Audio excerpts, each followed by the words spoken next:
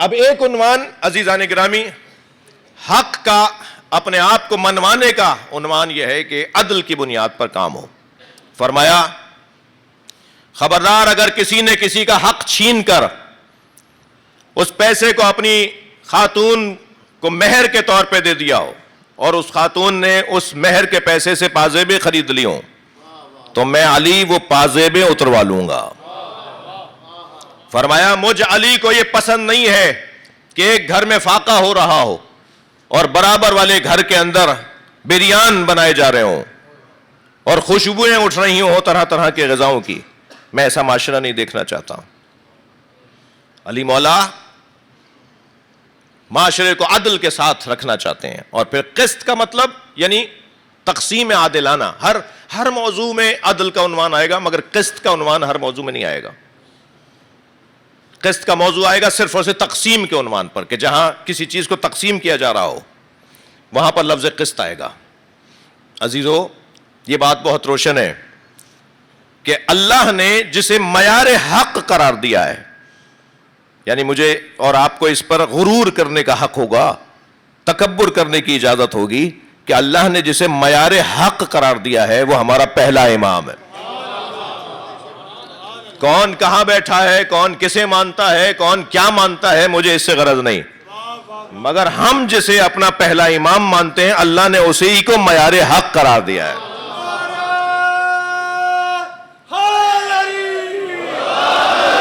لہذا نبی مکرم یہ ارشاد فرماتے ہوئے نظر آئیں گے علی مال حق. تم جاننا چاہتے ہو کہ حق کی کسوٹی کیا ہے, حق کا پیمانہ کیا ہے, حق کا معیار کیا ہے, تو دیکھو علی مال حق, علی حق کے ساتھ ہے. والحق مع علی, اور حق علی کے ساتھ ہے. یہاں سرکار کا قول رکا نہیں. حضرت چاہتے تو یہی فرمان کو مکمل کر دیتے, مجھے اور آپ کو جرأت نہیں تھی کہ ہم کہتے کہ کچھ اور بھی کہنا چاہیے تھا. حضرت فرما رہے حق علی کے ساتھ ہے, علی حق کے ساتھ ہے. مگر اور آگے بات بڑھتی ہے, دونوں ہاتھوں کو اٹھا کے اللہ سے دعا مانگتے ہیں اللہم ادر الحق ہے سو مادار علی, یا اللہ حق کو وہاں موڑ جہاں علی جا رہا ہو.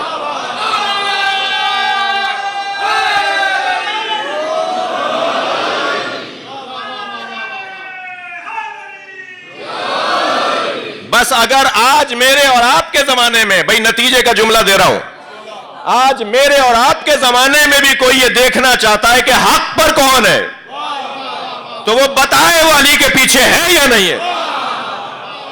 صلوات پڑھنے محمد و آل محمد.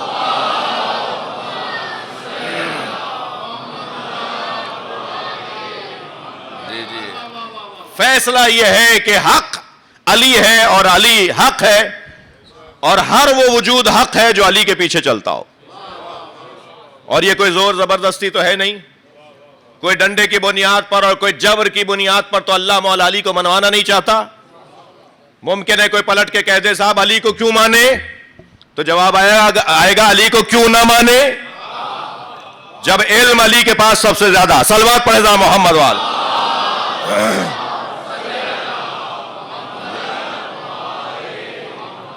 جب ایمان علی کا سب سے بلند, جب شجاعت علی کے ہاں سب سے زیادہ, جب غیرت علی کے ہاں سب سے زیادہ, جب عزت علی کے ہاں سب سے زیادہ, جب شجاعت علی کے ہاں سب سے زیادہ, جب سخاوت علی کے ہاں سب سے زیادہ, جب اللہ کی عبادت علی کے ہاں سب سے زیادہ, تو پھر کوئی اور لاؤ, پھر کوئی اور لاؤ کہ جو علی کا ان میدانوں میں مقابلہ کرنے والا ہو. جب ہر میدان کا شہسوار علی, تو پھر حق ہے کہ علی کے پیچھے حق رہے. صلوات پڑھ لیں محمد و آل محمد.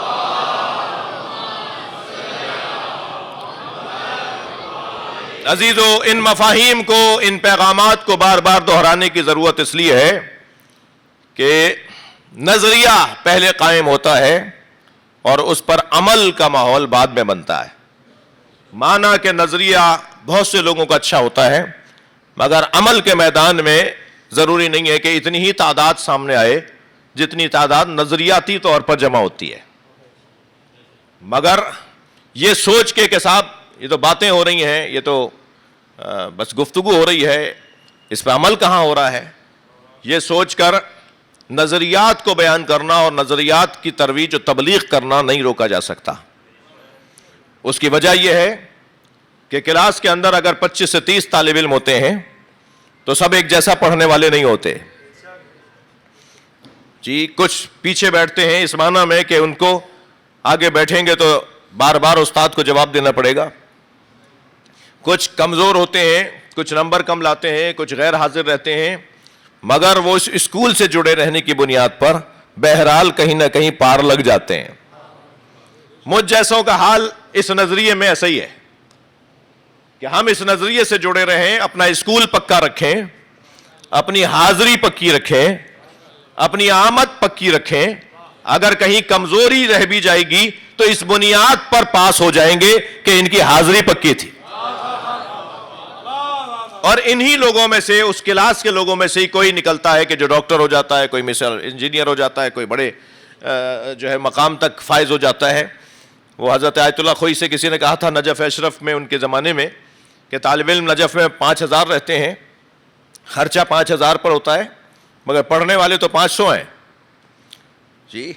جن سے آپ کو توقع ہے, جیسا ہونا چاہیے, جتنے پڑھنے والے جس قابل جس معیار کے ہونے چاہیے وہ تو 500 ہیں. تو یہ جو خرچہ ہو رہا ہے یہ تو 5000 پہ ہو رہا ہے, تو یہ سارا خرچہ 500 پہ کیوں نہ کیا جائے. تو انہوں نے کہا کہ یہ 5000 کی وجہ سے تو 500 پڑھ رہے ہیں. صلوات پڑھ لیں ذرا محمد والے.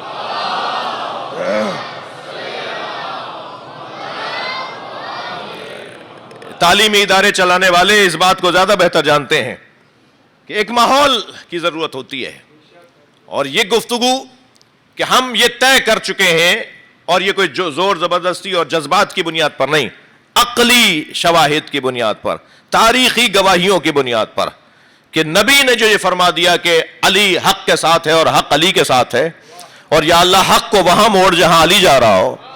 تو جو اپنے آپ کو حق بجانب سمجھتا ہے اس کے لیے لازم ہے کہ وہ وہاں جائے جہاں علی جا رہا ہے.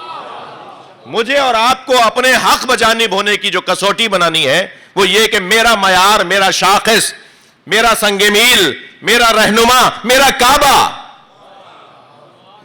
بھائی خانہ کعبہ میں تو اللہ نہیں رہتا جی, اللہ مکے میں خانہ کعبہ میں تو نہیں رہتا, پھر ہم سب لوگ اس طرف رخ کر کے سجدہ کیوں کرتے ہیں؟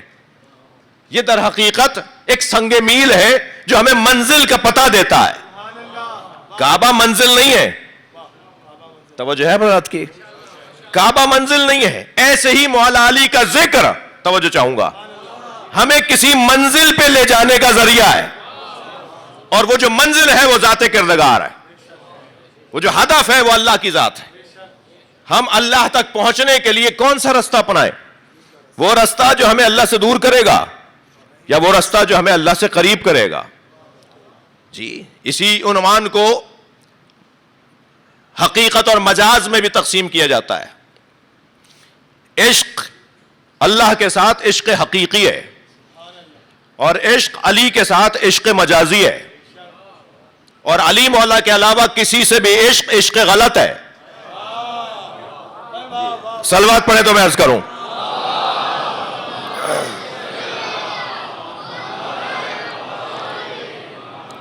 مجاز کا تعلق تو بھائی حقیقت کے ساتھ ہوتا ہے نا, یعنی لفظ مجاز وہاں استعمال ہوگا جہاں اس کے لیے حقیقت متصور ہوگی.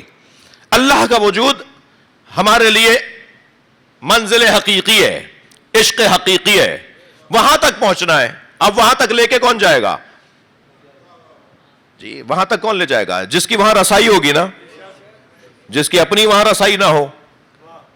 قُلْ لَا أَسْأَلُكُمْ عَلَيْهِ أَجْرًا إِلَّا الْمَوَدَّةَ فِي الْقُرْبَى. کتنی دفعہ آپ نے یہ آیت سنی ہے سورہ مبارکہ شورى کی آیت, قُلْ لَا أَسْأَلُكُمْ عَلَيْهِ أَجْرًا إِلَّا الْمَوَدَّةَ فِي الْقُرْبَى. اے میرے حبیب ان سے کہہ دو مجھے رسالت کی اجرت کچھ نہیں چاہیے, مجھے اپنی محنت کے بدلے میں کچھ نہیں چاہیے. إِلَّا الْمَوَدَّةَ فِي الْقُرْبَى, سوائے یہ کہ قربہ سے اظہار محبت کرو. اب یہاں اکثر نے ترجمہ یہ کیا ہے, خود مجھ جیسے لوگ بھی رائج ترجموں میں ہم ترجمہ کرتے ہیں کہ نبی نے فرمایا میرے قرابت داروں سے اظہار محبت کرو. علامہ نقن صاحب فرماتے ہیں یہاں میرے کہاں ہے آیت میں؟ یہاں اللہ نے کب کہا ہے, یہ کب کہا ہے نبی نے کہ میرے قرابت داروں میں؟ لفظ قربہ ہے, اللہ کہلوا رہا ہے, توجہ ہے, نبی کہہ رہے ہیں, یہ جہاں نبی کے قربا ہو سکتے ہیں وہاں اللہ کے قربا بھی تو ہو سکتے ہیں. اور نبی کے قربا میں تو جھگڑا ہو جائے گا کہ زوجائیں شامل ہیں یا نہیں, مگر اللہ کے قربا میں جھگڑا ہی نہیں ہے کہ یہی ہے. اللہ کے قربا میں تو بحث ہی نہیں ہے بھائی. یہ طے ہے کہ اللہ کے قربا کون ہے. اللہ کے قربا وہی ہے جو اللہ کے قریب ہے, جو اللہ کے قریب ہے. اور اللہ کے قریب کون ہے بھائی؟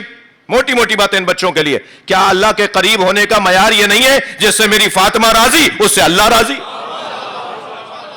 یہ کسوٹی نہیں ہے. صلوات پڑھ لیں محمد و آل محمد.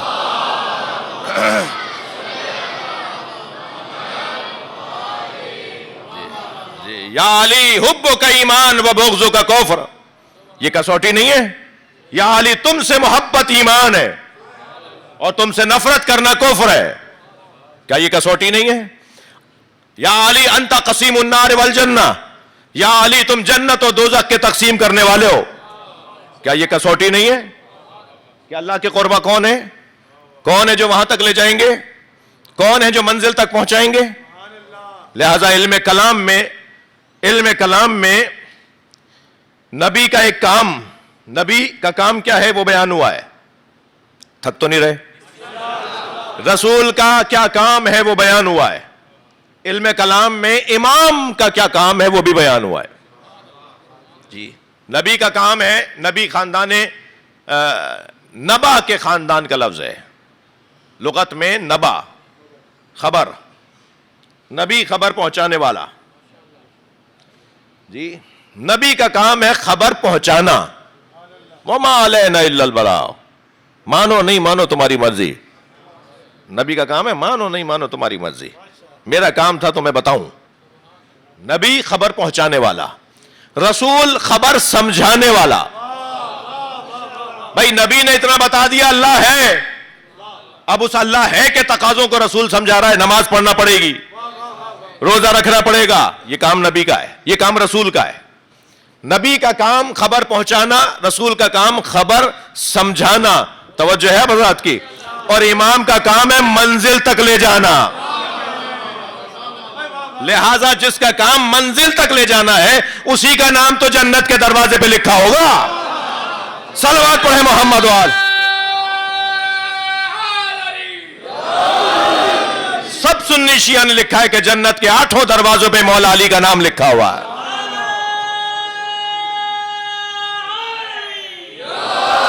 لا الہ الا اللہ محمد الرسول اللہ علی ولی اللہ. یہی کلمہ جو آپ پڑھتے ہیں نا, یہ ہمارے سنی بھائی کتابوں میں لکھتے ہیں, پڑھتے نہیں ہیں. ہاں انہوں نے اپنی کتابوں میں یہی کلمہ لکھا ہے جو آپ پڑھتے بھی ہیں. وہ مولانا اسحاق صاحب دیوبندی عالم دین تھے, فیصل آباد والے. بڑا مجھ سے میرا ان کا ایک تعلق احترام کا رشتہ تھا. ان کی خدمت میں جاتا تھا فیصل آباد, ان کے گھر بارہا جاتا رہا. جس سال ہم نے انہیں دعوت دی, بزرگ ہو گئے تھے, ہم نے کہا جی کراچی میں ایک جلسہ رکھتے ہیں ایک میلاد کا, نبی کی سیرت کے اوپر آپ سے خطاب کا اتفاق ہوا کہ ان کی بزرگی کی وجہ سے وہ نماز شب پڑھنے کے بعد قرآن پڑھتے ہوئے رحلت کر گئے. جی تو مفتی اسحاق صاحب اپنے مجمع میں فرمانے لگے کہ یہ جو شیعہ حضرات پڑھتے ہیں نا علی ولی اللہ, لا الہ الا اللہ محمد الرسول اللہ علی ولی اللہ, تو اپنے مجمع سے کہنے لگے کیا علی اللہ کے ولی نہیں ہے؟ تو سارے مجمع سے انہوں نے پہلے کہلوایا, وہ کلپ موجود ہے ان کا, سارے مجمع سے کہلوایا, سب نے کہا علی اللہ کے ولی ہیں. کہنے لگے بس فرق یہ تم مانتے ہو بولتے نہیں ہو. اور وہ مانتے بھی ہیں بولتے بھی ہیں. صلوات پڑھ لے ذرا محمد وعلم.